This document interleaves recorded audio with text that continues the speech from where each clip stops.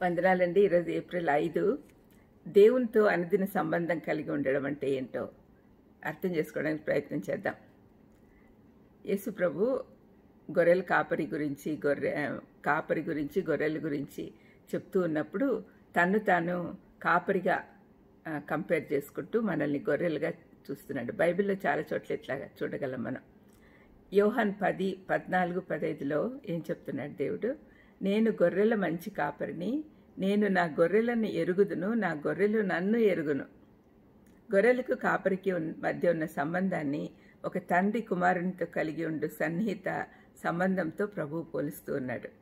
తాను నిత్య జీవంనిచ్చిన వారితో అనుదిన సంబంధం కలిగి ఉండాలని ప్రభువు కోరుకుంటూ ఉన్నాడు. ఒక మంచి కాపరి తన మందలో ప్రతి గొర్రెను జాగ్రత్తగా చూసుకుంటాడు. అదేవిధంగా యేసు ప్రభు తను వెంబడించే వారిని చూసుకుంటాడు. ఒక తెలివైన కాపరి తన గొర్రెలను పచ్చిక బయళ్ళలోకి తీసుకొని పోయి ప్రతిరోజు వాటిని ప్రమాదాల నుంచి కాపాడుతూ ఉంటాడు. అదేలాగిన ప్రభువు ప్రతిరోజు తన పిల్లల అవసరాలు చూస్తూ వారికి కావలసిన వనరులు సమకూరుస్తూ వారిని భద్రపరుస్తాడు. మన గొప్ప కాపరి నుండి దూరంగా జరిగిపోతే అపవాది కాచుకొని ఉంటాడు. ఆయన దుడ్డుకర్ర దండం కాపుదల్లో ఉంటే ఆయన కనికరము మంచితనము పొందుకుంటాం. ఆయన రాజ్య పనులలో ఉండుటకు అవకాశం దొరుకుతుంది. యేసుతో ఆ దినము అంత క్రితం రోజు కంటే చాలా ఇంపుగా ఉంటుంది.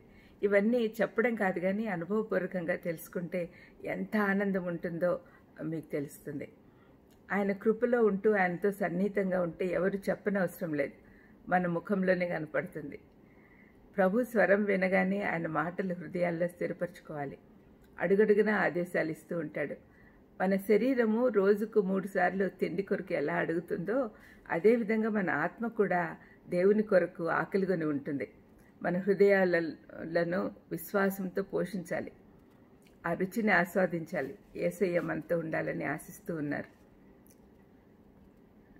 ద్వితీయోపదేశకాండం 30:16లో నువ్వు బతికి విస్తరించినట్లుగా నీ దేవుడైన యెహోవాను ప్రేమించి ఆయన మార్గంలందు నడుచుకొని ఆయన ఆజ్ఞలను ఆచరించుము. ఈ మాటలు మోషే చెప్తూ ఉన్నాడు. ఆయన నీ ప్రాణంనకు నీ దీర్ఘాయుషునకును మూలమై ఉన్నాడు అని 30:20లో కూడా చెప్తూ ఉన్నాడు. ఆయన మనతో మాట్లాడాలని నడవాలని ఆశిస్తూ ఉన్నాడు. ఆయన స్వరం వినుటకు నేర్చుకొని అనుదిన సంబంధం కలిగి ఉంటే మనకి ఇంకేమీ అవసరం ఉండదు. మరి నీకు ఆయనతో అనుదిన సంబంధం కలిగి ఉండాలని కోరుకుంటున్నావా? ప్రార్థన చేసుకుందాం. దయామయుడా, మీతో అనుక్షణం సంబంధం కలిగి ఉంటే ఎంత గొప్పగా ఉంటుందో అనుభవపూర్వకంగా తెలుసుకునే దానికి అవకాశం ఇవ్వమని యేసుక్రీస్తు నామమున వేడుకొంచున్నాను తండ్రి. ఆమేన్. God bless you.